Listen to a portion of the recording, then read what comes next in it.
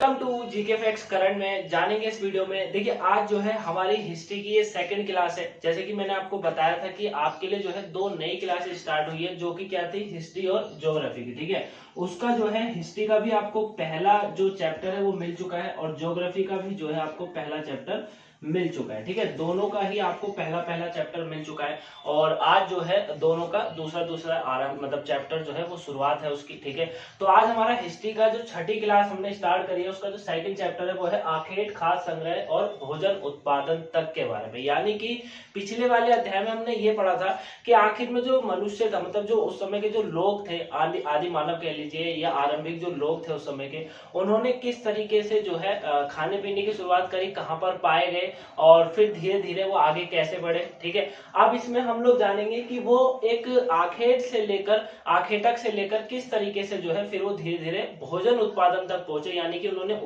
उगाने की प्रक्रिया स्टार्ट कर दी। ठीक है, तो उसी को जानेंगे, समय ज्यादा खराब नहीं करते। यहाँ पर भी जैसे पिछली बार मैंने आपको 6 पॉइंट दिए थे टोटल, इस बार भी जो है हम लोग 6 पॉइंटों पर डिस्कस करेंगे, उसी में ये पूरा चैप्टर क्लियर हो जाता है। ठीक है, तो चलिए स्टार्ट करते हैं। लेकिन सबसे पहले हम इसमें ये समझते हैं कि ये आखेट का मतलब क्या होता है या आखेटक का मतलब क्या होता है। तो इसको कहा जाता है शिकार, शिकार करना या शिकारी। ठीक है, इस तरीके से याद रखिएगा कि जो आखेट का मतलब होता है वो क्या होता है, वो होता है शिकार करना। ठीक है, याद रहेगा क्या क्या होता है, शिकार करना या शिकारी भी आप इसको कह सकते हैं। ठीक है ना, अब यहाँ पर क्या कहना है, पहले तो चैप्टर का नाम को ध्यान से समझिए, आखेटक से खास संग्रह तक। मतलब पहले जो लोग थे वो पहले जानवरों का शिकार करके खाया करते थे या पेड़ पौधे से तोड़कर खाया करते थे और उसके बाद धीरे धीरे उन्होंने उत्पादन करना, यानी कि उन्होंने जो है जिस चीज को वो खाते थे उसी चीज को उत्पादन यानी कि उसकी खेती करना स्टार्ट कर दिया। ठीक है, जैसे आज के समय में होता है ना, अगर हम कुछ भी चीज खाते हैं तो उसका उत्पादन भी उससे ज्यादा मात्रा में करते हैं ताकि हम लोगों को जो है भरपूर वो चीजें रहे और समाप्त ना हो। ठीक है, आने वाले समय में। लेकिन उस समय मनुष्य ऐसा नहीं करता था क्योंकि उसको पता नहीं था, तो वो शिकार करा, उसे खाया या फल फूल खाया और वो चीजें खाली हो गई, खत्म हो गई, उसके बाद दूसरी जगह अपना देखा। ठीक है, तो चलिए इसको स्टार्ट करते हैं। सबसे पहले समझते हैं कि आरंभिक जो मानव था वो आखिर में इधर उधर क्यों घूमता था, घूमने का कारण क्या था और फिर एक ही जगह बसने की प्रक्रिया कैसे स्टार्ट हो गई उसको जानते हैं। सबसे पहले समझिएगा कि आरंभिक जो मानव था वो इधर उधर क्यों घूमता था। अभी मैंने आपको क्या कहा था कि जो आरंभिक मानव था यानी कि जो उस समय के लोग थे वो अगर कहीं पर भी है, मान लीजिए एक कमरे के अंदर मैं आपको रखता हूं और एक कमरे के अंदर मैंने आपको सारी व्यवस्था दी है खाने पीने से लेकर सबकी, लेकिन एक समय ऐसा आएगा कि जब वो चीजें खत्म हो जाएंगी। ठीक है ना, फिर आपको जो है बाहर जाना पड़ेगा या कहीं और पर जो है वो चीज को ढूंढना पड़ेगा। ठीक है, यानी कि आप एक जगह पर टिककर हमेशा नहीं रह सकते, दूसरी जगह तो आपको जाना पड़ेगा। लेकिन यहाँ पर ये बोला है कि इधर उधर घूमता क्यों था। ठीक है, घूमने का कारण क्या है, जैसे आपकी पुस्तक में 4 टॉपिक पर जो है मतलब 4 पॉइंटों में क्लियर करा गया है कि आखिर में उसके इधर उधर घूमने का कारण क्या था। ठीक है, लेकिन ये चीज क्लियर रखिएगा कि आखेटक, यहाँ पर जो ये वर्ड का यूज है ना, आखेटक, आखेटक का मतलब होता है शिकार करना, मतलब वो शिकारी थे, शिकार करते थे, इसलिए उन्हें इस नाम से जाना जाता था, आखेटक खाद्य संग्रह। ठीक है, अब लोग हम अपने क्वेश्चन पर आते हैं। मैंने आपके लिए क्वेश्चन रखा है कि आखेटक खाद्य संग्रह समुदाय के लोग एक ही जगह पर क्यों नहीं रहते थे, है ना। वैसे तो किताब में पूरा अलग है कि एक जगह पर क्यों नहीं टिकते थे या एक जगह पर ना रहने का कारण क्या है, तो पूरे 4 कारण है, चारों कारणों को ध्यान से समझिएगा। देखिए सबसे पहले जो कारण है वो यही है कि एक जगह पर कोई भी आज का मनुष्य हो चाहे उस समय का हो, 20 लाख साल पहले की बात, जो मैंने आपको पिछले बताया था कि जो उपमहाद्वीप में लोग रहते थे वो एक जगह से दूसरी जगह स्थानांतरण होते रहते थे। ठीक है, मैंने आपको बताया था ना कि 800 साल पहले जो है उपमहाद्वीप में लोग मिले थे नर्मदा नदी के पास। ठीक है, अब वही यहीं से ये कहानी आगे को स्टार्ट करी गई है कि जब यहाँ पर रहता था, ठीक है, जो इसमें बोला गया ना, यहाँ पर जो क्वेश्चन है कि समुदाय के लोग एक जगह पे क्यों नहीं रहते, तो सबसे पहला पॉइंट यहाँ पर समझते हैं कि मान लीजिए नर्मदा नदी के पास रहना स्टार्ट हुआ था। ठीक है, नर्मदा नदी के पास रहना स्टार्ट हुआ था। अब जब नर्मदा नदी के पास वो रहते थे तो वहां पर कुछ लोग ऐसे थे जो वहां की जंगलों से परिचित थे, उनको पता था कि कहां पर क्या मिलेगा कहां पर क्या नहीं मिलेगा। ठीक है, लेकिन होता क्या था, उनको पकाने की प्रक्रिया, उगाने की प्रक्रिया नहीं पता थी। ठीक है ना, मतलब उनको क्या नहीं आता था, उन्हें उगाना नहीं आता था, उगाने की प्रक्रिया जो है वो नहीं पता थी, लेकिन खाने की प्रक्रिया पता थी कि इसे खाना है। ठीक है ना, खाने की प्रक्रिया पता थी। अब होता क्या था, जब एक ही जगह पर ज्यादा समय टिक जाता था तो उससे क्या होता था कि वो जंगल खाली हो जाता था, या बात कर लीजिए जो जानवर थे वो खत्म हो जाते थे। ठीक है ना, तो उसको क्या करना पड़ता था, अपना स्थान परिवर्तन करना पड़ता था। तो पहला पॉइंट जो है इस क्वेश्चन का पहला आंसर यही बनता है, पहला पॉइंट में यही बताइएगा कि एक जगह टिकने का ना कारण यही था कि एक ही जगह पर अगर ज्यादा समय तक रहते थे तो वहां की चीजों को खत्म हो जाते थे, जिसके कारण उन्हें अपनी जगह में परिवर्तन करना पड़ता था। तो पहला पॉइंट तो इसमें यही निकलता है। दूसरा पॉइंट क्या निकलता है, ध्यान से सुनिएगा। दूसरा पॉइंट निकलता है कि जो शिकार करा करते थे उस समय, जो लोग शिकार करा करते थे, तो जो शेर जानवर जो भी उस समय हुआ करते थे वो अपना स्थान बदलते रहते थे। क्या करते थे, अपना स्थान में परिवर्तन करते रहते थे। अरे करते थे नहीं करते थे, परिवर्तन उनका होता रहता था।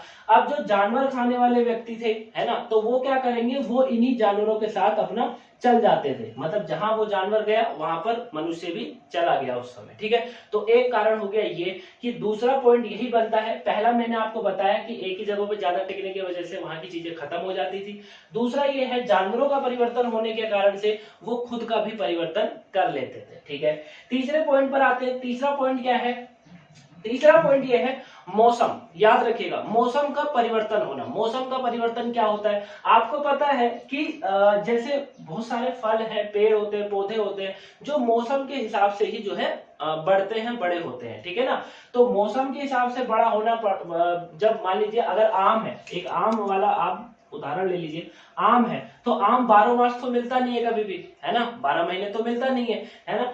तो ये कब मिलता है, ये मिलता है केवल गर्मियों के समय में। ठीक है, यानी कि कुछ ही महीने रहता है, 2-3 महीने या 4 महीने मैक्सिमम। ठीक है ना, उसके बाद क्या हो गया, खत्म हो गया। अब मान लीजिए आम खाने वाले कोई शौकीन है तो वो क्या करेंगे, हट जाएंगे, जब आम आएगा तभी यहाँ पर आएंगे, उसके बाद वो चले जाएंगे यहाँ से। ठीक है, तो एक कारण ये भी था कि पेड़ पौधों का मौसम के हिसाब से उगना जो होता है उस प्रक्रिया को कहा जाता है। उस प्रक्रिया के तहत जो है मनुष्य क्या करता था, अपना परिवर्तन कर लेता था।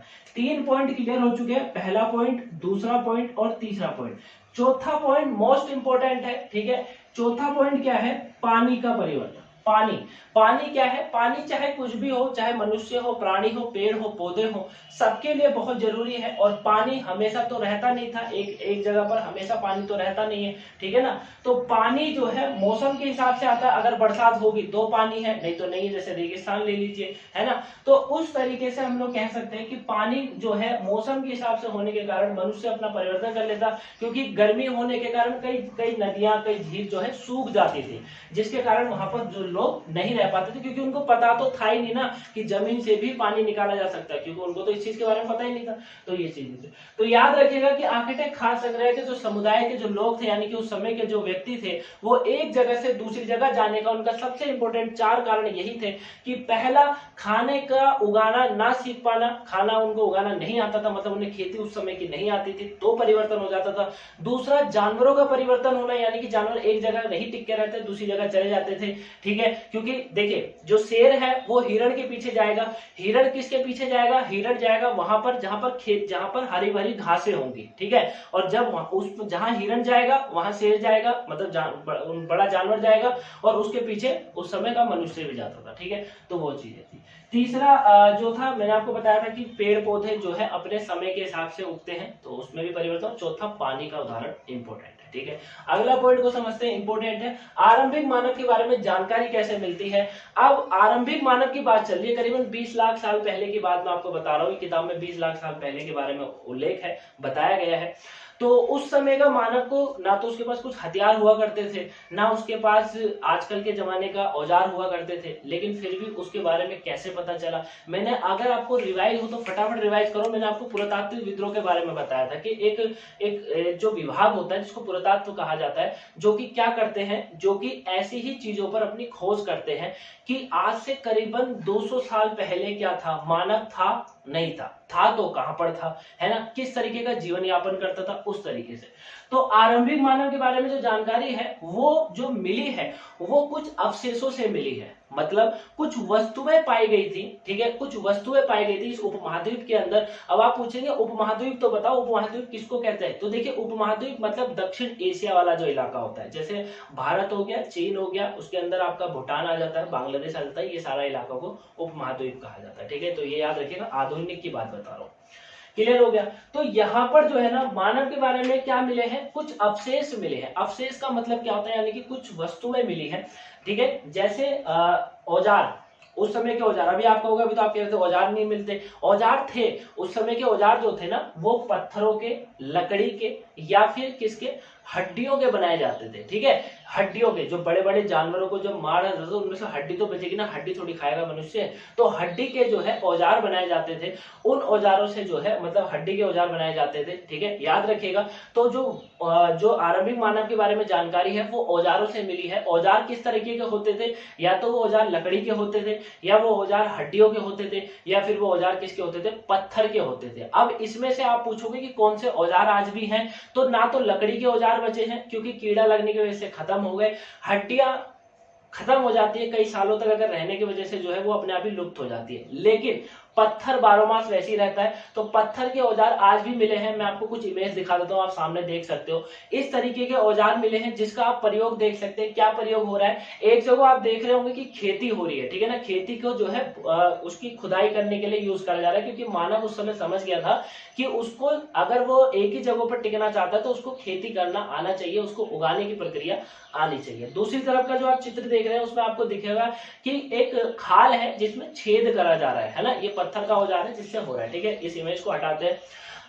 अब होता ये है, अब आप पूछोगे सर प्रयोग क्या होता है, वैसे तो मैंने आपको समझा ही दिया पिक्चर के द्वारा, लेकिन दोबारा सुनिए कि प्रयोग यही था। पहला तो ये कि मांस को काटने के लिए, ठीक है, मांस काटा जाएगा तो इंपॉर्टेंट है, क्योंकि मांस काटेंगे तो उसके लिए औजार तो चाहिए ना, दांत से तो कर ही नहीं सकते।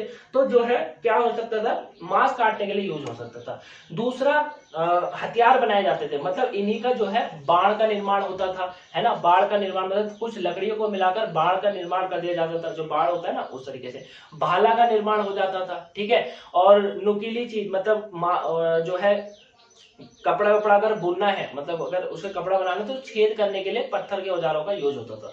तो ये जो है इस समय इन चीजों का, औजारों का जो है यूज कर इन सब का जो है निर्माण किया जा सकता था। ठीक है ना, मतलब ये जो आरंभिक मानव के बारे में जो जानकारी मिली है वो औजारों से मिली है, जो कि उस समय हड्डी या पत्थर या फिर लकड़ी के औजार मिलते थे। ठीक है, तो आई होप आप इसको अच्छे से समझ गए होंगे, यहां तक समझ गए। अब मोस्ट इंपोर्टेंट पॉइंट आता है, हर बार एग्जामिनर आपसे पूछता है कि आग की खोज के जो है बारे में कहां से प्राप्त हुआ है। और यहाँ पर बच्चा जब इसको एनसीईआरटी नहीं पढ़ता है ना, जो छठी क्लास की एनसीईआरटी इसीलिए बनती है क्योंकि यहाँ पर जो होता है ना बेसिक है बिल्कुल, और बेसिक भी इस लेवल का है कि आपसे पूछ लिया जाता है। क्योंकि ये जो अभी यहाँ पर पॉइंट दिया हुआ है ना, ये वाला, ये जो पॉइंट है आग की खोज, इस पर यूपीएससी इंटरव्यू में क्वेश्चन पूछ चुका है कि आखिर में ये बताइए, मतलब यहाँ तो आग के बारे में है, ठीक है, उसने ये पूछा था कि आग का आविष्कार है वो क्यों था और किस लिए था और क्या प्रयोग है। ठीक है ना, ये चीज है, तो ये इंपॉर्टेंट बनता है। अगर छठी क्लास अगर आप देखिए, बेसिक इसीलिए कराया जा रहा है ताकि आपका एक बेस बन जाए और अच्छे से आपको पूरा रिवीजन हो जाए। ठीक है, तो चलिए इसको फटाफट समझते हैं। सबसे पहले आप इमेज देख लीजिए, आपके सामने एक इमेज आ रही होगी, ठीक है, और ये इमेज आप मैप में देखिए, इसमें आपको क्या बताया जा रहा है। ठीक है, इसमें हम लोग ये देख रहे हैं कि आग का आविष्कार, आपको यहाँ कुरनूल की पहाड़ियां दिखेंगी, माफ करिएगा, कुरनूल की गुफाएं दिखेंगी। ठीक है, ये जो कुरनूल की गुफा है यहाँ पर जो है आग का आविष्कार हुआ है। क्या हुआ है यहाँ पर, आग का आविष्कार जो है इस कुरनूल की पहाड़ियों पर ही हुआ है, ये याद रखिएगा, इंपॉर्टेंट है। ठीक है, अब बात ये आती है कि जो कुरनूल की पहाड़ियों पर ये आग का आविष्कार हुआ है, ये हुआ क्यों है और कितना इंपॉर्टेंट है ना, और इसका क्या क्या प्रयोग उस समय का मानव करता था। तो चलिए इस इमेज को थोड़ा सा हटाते हैं और आप समझते हैं। तो आपने देख लिया होगा कि कुरनूल की पहाड़ियां, ठीक है, मैंने वैसे तो अभी आपको इमेज में भी दिखा दिया और उसमें भी आपने देख लिया होगा कि कुरनूल की पहाड़ियों के बारे में यहाँ विवरण दिया हुआ है। कुरनूल की गुफा क्या है, यहाँ पर आग के अवशेष मिले हैं। क्या मिला है, आग का अवशेष। अब आप पूछेंगे आग का भी अवशेष होता है क्या, आग के अवशेष होते हैं बच्चा। आग का अवशेष की अगर बात करेंगे तो अवशेष का मतलब है राख से, किससे है, राख से है। मतलब अगर राख मिली है, और राख एक ही चीज से हो सकती है, यानी कि उस समय मानव आग जलाना सीख चुका था, यानी कि आग का आविष्कार कई लाखों साल पहले हो गया। ठीक है, अब जैसे भी हुआ, लेकिन कुरनूल की जो गुफा थी वहां पर आग के अवशेष मिले हैं। अब बात आती है किस लिए हुआ होगा, तो जैसी बात है जब उसको मारना सीख चुका था, जानवर को मारकर खाया जा सकता है सीख चुका था, हथियार बनाना सीख चुका था, तो जाहिर सी बात है वो ये भी सीख गया होगा कि जो मांस वो खा रहा है या जो भी वो कंदमूल खा रहा है, कुछ भी फल फूल जो भी तोड़ के खा रहा है, कुछ भी सब्जी तोड़ के खा रहा है, तो उसको पकाकर खाएगा तो ज्यादा स्वाद आएगा। तो मांस को पकाने का यूज होता होगा। प्रकाश के लिए मतलब रोशनी के लिए उसका यूज करा जाता था आग का, ठीक है। दूसरा इंपॉर्टेंट, उस समय जंगली जानवरों का जो है ज्यादा प्रभाव था, तो जानवरों को भगाने के लिए इसका यूज करा जाता था। तो याद रखिएगा कि आग का आविष्कार इन 3 चीज के लिए होता है। अगर करंट में बात करेंगे तो बहुत चीजों के लिए होता है, ठीक है। लोहे को पिघलाने से लेकर चूड़ी बनाने तक के लिए जो है आग का काम बहुत इंपॉर्टेंट है। आज के समय में तो बहुत है, लेकिन उस समय का केवल 3-4 पॉइंट्स है, जैसे प्रकाश करना, रोशनी करने के लिए, जानवरों को धूल भगाने के लिए, खाना पकाने के लिए, इन सब, ठीक है। तो आई होप अब इसको भी अच्छे से समझ लूंगे। आगे क्या आता है, बदलता जलवायु, बहुत इंपॉर्टेंट पॉइंट है। यहां से मानव सभ्यता जो है और बदल गई, उसमें और परिवर्तन आ गया, ठीक है। क्योंकि 1200 साल बाद जब जलवायु में परिवर्तन देखा गया, ठीक है, कब, 12,000 साल पहले, ठीक है, 12,000 साल की याद रखिएगा। 12,000 साल पहले जब परिवर्तन हुआ तो क्या हुआ, घास के मैदान उगने स्टार्ट हो गए। अब जब घास का मैदान उगना स्टार्ट होगा तो जो घास खाने वाले जानवर हुआ करते थे उनकी संख्या बढ़ने लग जाती है, ठीक है। क्या होता है, घास खाने वाले जानवरों की संख्या बढ़ने लग गई और मानव भी ये सोचने लग गया कि अगर इनको पाला पोसा जाएगा, मतलब उस समय जो जानवर घास घास खाता है, अगर उनको पाला पोसा जाएगा तो उनको काफी फायदा होगा। दूध, मक्खन, घी, वो सब की प्रक्रिया वो समझ चुके थे, तो हो गया। दूसरा ये था, परिवर्तन हुआ तो खेती के लिए अच्छा होगा, क्योंकि अगर घास के मैदान उगने स्टार्ट हो गए तो जाहिर सी बात है खेती भी मनुष्य करना सीख गया था उस समय, उसके लिए भी वो आरंभ हो चुका था। तो बदलता जलवायु बहुत इंपॉर्टेंट रहा मानव के लिए 1200 साल पहले, जब उसमें परिवर्तन होने लगा, ठीक है। अच्छा, एक पॉइंट यहाँ पे छूट गया है, जो यूपीएससी या पीसीएस की तैयारी कर रहे हैं या किसी भी गवर्नमेंट एग्जाम की तैयारी कर रहे हैं, तो एक वर्ड में जो है हिंदी मीडियम जो है ना, हिंदी मीडियम पॉइंट बनता है पूरा स्थल। पूरा स्थल से बहुत कंफ्यूजन रहती है। वैसे तो हर पॉइंट को मैं आपको समझा ही रहा हूँ, आखेटे का मतलब मैंने आपको बताया। अब पूरा स्थल का क्या तात्पर्य है, देखिए पूरा स्थल वह स्थान को कहते हैं जहां औजार, बर्तन और इमारत जैसी वस्तुओं का अवशेष मिलते हैं, ठीक है ना। मतलब उस समय जब मानव रहता होगा, है ना, ये कल्पना है, मतलब एक बारे में बोला गया है, क्योंकि प्रमाण तो पूरा भी नहीं है, इतिहासकार भी नहीं इसको सिद्ध कर सकते कि हाँ था। अब जैसे यहाँ पर बोला कुरनूल में राख के अवशेष मिले हैं, अब राख के अवशेष मिले हैं ये ठीक है, लेकिन आग का आविष्कार है उसके बारे में कंफर्म नहीं है। लेकिन राख का अवशेष है तो जैसी बात है उसका ताल्लुक आग से ही होगा, उसमें कहा जाता है, ठीक है। तो हमको अपने पढ़ाई के पॉइंट ऑफ व्यू से समझना है, आगे कुछ नहीं। तो पूरा स्थल की बात चल रही थी, तो जहां औजार, बर्तन और इमारत जैसी वस्तुएं मिली है उसके बारे में है। मतलब ये लोग यहीं पर ही, मतलब जैसे कहीं पर भी, ठीक है, मान लीजिए कुरनूल में, ठीक है, कुरनूल की गुफा में, ठीक है, तो वहीं पर अपने इन बर्तनों को छोड़कर चले गए, अपना काम हो गया, अपना छोड़ के चले गए, दूसरी जगह स्थानांतरण हो गए, चले गए, ठीक है। और ये बर्तन जो है अंदर भी मिले हैं, मतलब गड्ढे में भी मिले हैं, क्योंकि उस समय के घर जो है अंडरग्राउंड भी बनाए जाते थे अंदर, ठीक है।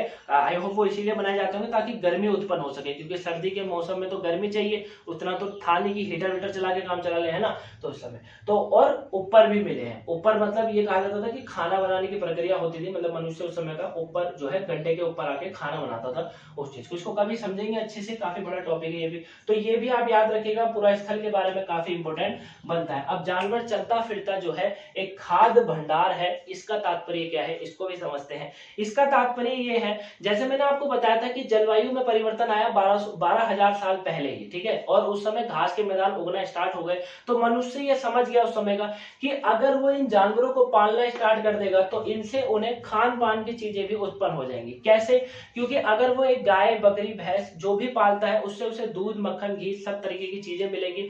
दूसरा, खराब होने के बाद उसी को खा भी जाता था, तो वहां पर भी उसको खाना प्राप्त हो गया। तो खाद है, क्योंकि इनसे बच्चे भी उत्पन्न होते थे, ठीक है ना, और बच्चे उत्पन्न होंगे तो उसको जो है उससे और ज्यादा जो है उसको खान पान मिल सकता है, बेच सकता है, उसको खा सकता है, तो वो चीजें सारी थी। तो यहाँ पर तात्पर्य यही है कि चलता फिरता खाद्य भंडार के बारे में जो है दिया हुआ है। 1-2 पॉइंट और है, उसको भी समझ लेते हैं यहाँ पर, ठीक है। उसके बारे में देखिए 1200 साल वाला मैंने आपको बता दिया, 1-2 पॉइंट इसमें ना और बचे हुए हैं, अगर उस 1-2 पॉइंट के, हाँ, एक यहाँ पर याद रखिएगा कि नवपाषाण युग में जो है पूरा स्थलों में कई प्रकार के मिट्टी के बर्तन मिले हैं जिनमें अलंकरण मिला है। क्या मिला, अलंकरण मिला है। अलंकरण का मतलब क्या होता है, सजावट बोला जाता है। याद रखिएगा कि जब आप बिपिन चंद्र पढ़ते हैं तो आपको ऐसे वर्डों का सामना करना पड़ता है, ठीक है, अलंकरण, और उस समय आपको पता नहीं होता। अगर आप यहीं से छठी क्लास को पढ़ना स्टार्ट करते हो तो ऐसे वर्ड आप समझ जाते हो। नवपाषाण का मतलब आप अच्छे से जानते होंगे, नवपाषाण काल हुआ करता था, पूरा पाषाण, नवपाषाण, है ना, वो काल जो है उसके बारे में भी जानेंगे कभी,